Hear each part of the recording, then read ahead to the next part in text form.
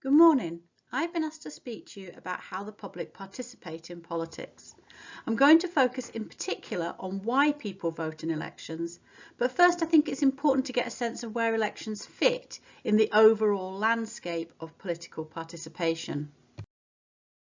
This chart shows the proportion of the electorate who've taken part in different forms of political engagement. You can see that around 2/3 of people voted in the most recent general election, but for other forms of political engagement, participation is much lower. Relatively easy or low-cost forms of participation, such as voting in an online petition or boycotting a product, choosing not to buy a product, or buying a product for political reasons. These tend to be a little bit higher, but still done by a small proportion of the population. And direct engagement with political parties is something less than 1 in 20 people do. For the rest of the talk, I'm going to focus on voting in elections. And to give a little bit more context for this chart shows turnout rates for a range of different elections and referendums over the last 7 years. Both the Scottish independence referendum and the Brexit referendum had higher turnout than the most recent general election. But on the other side of the coin, local elections see quite low turnout, and almost 2/3 of people in fact don't bother to vote in local elections at all. Putting the most recent general election into a longer term context, we can see that there was a period in the 1990s and early 2000s where turnout seemed to be falling quite rapidly, but the most recent elections have seen a slight reversal of that trend. There are also important differences among different social groups that aren't shown directly on the chart. For example, more than 80% of those earning over £75,000 a year turn out to vote, compared with around half of those earning less than £15,000 a year.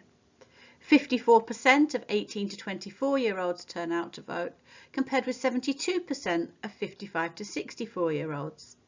Income, occupation and education have all seen widening gaps between the top social groups and the lower social groups, and increasingly in the social groups at the bottom of that order, there are often more non-voters than there are voters for any one particular party. Given that voting is so important in our democratic system, we might pose the question, why don't people vote? But I think it's more useful to perhaps turn that question around and ask, why do people vote?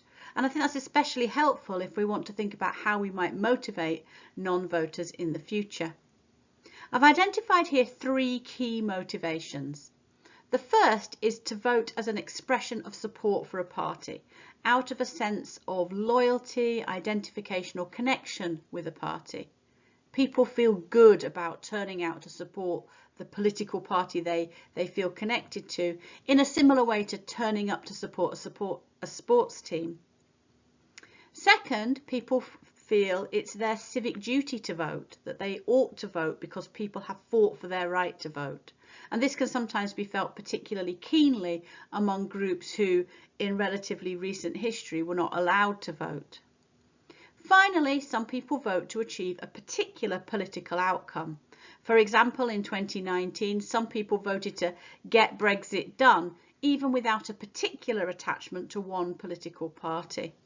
For this motivation to work, though, voters need to have not only clear objectives, what they want to achieve, but also to feel that their voices are heard and valued within the political system. We can look at survey data to see how important each of these different motivations are for turnout at general elections.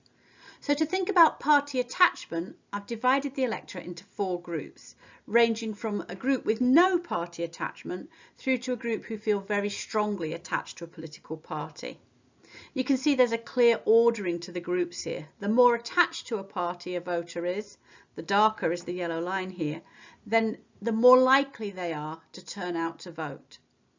It's also really noticeable here that when we see low turnout elections, such as 2001, so elections which haven't enthused voters very much, those with strong party attachments are still likely to turn out to vote, while it's those without strong attachments or with only weak attachments who are more likely to stay at home. For context, around 50% of the electorate in 2019 either had no party identity or a not very strong party identity.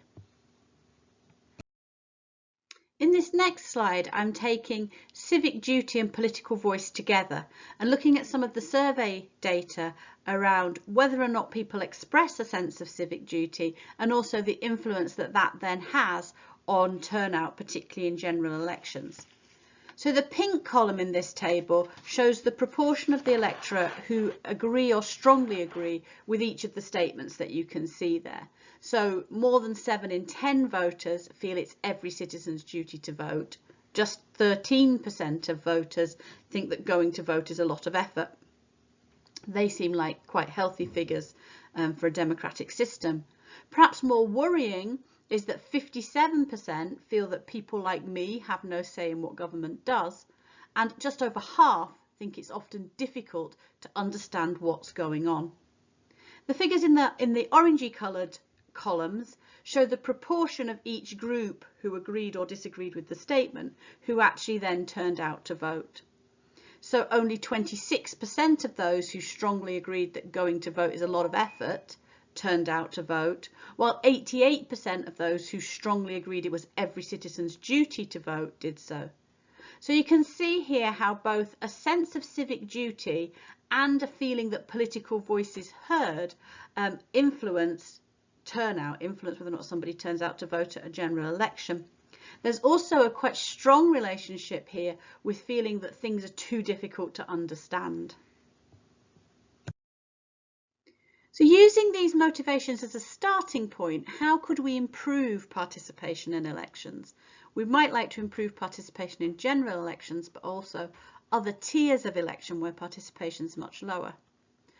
First, there's a really important role for political parties to play in terms of motivating voters. But it's unlikely that fostering a sense of loyalty to party would be something that would work as a short-term fix. And it would also be going against the trends in the UK and elsewhere, which have seen voters become more volatile. That is, they change behaviour between elections much more often, and also much more disconnected from parties, much less likely to say that they strongly identify with a political party. Boosting a sense of civic duty, particularly among low engagement groups, might be a possible solution, but it's really difficult to do at the moment as opinions of politicians and politics are very, very low. Giving more reasons to people to think their voices are heard and effective, that's something that seems like it might work, but what would it mean in practice? What would we actually do to make people think their voices are being heard? And finally, helping voters to understand issues. This seems like a good thing to be doing regardless of its impact on turnout, but it also seems to influence turnout. If people understand issues, they seem to be more willing to turn out and vote. But there's important questions there about who should actually take the lead on any such programme, who really should be responsible for voter education. So while turnout in general elections doesn't seem to be in terminal decline in the UK, there still remain important questions about who votes and what it means for the representation of groups who choose not to.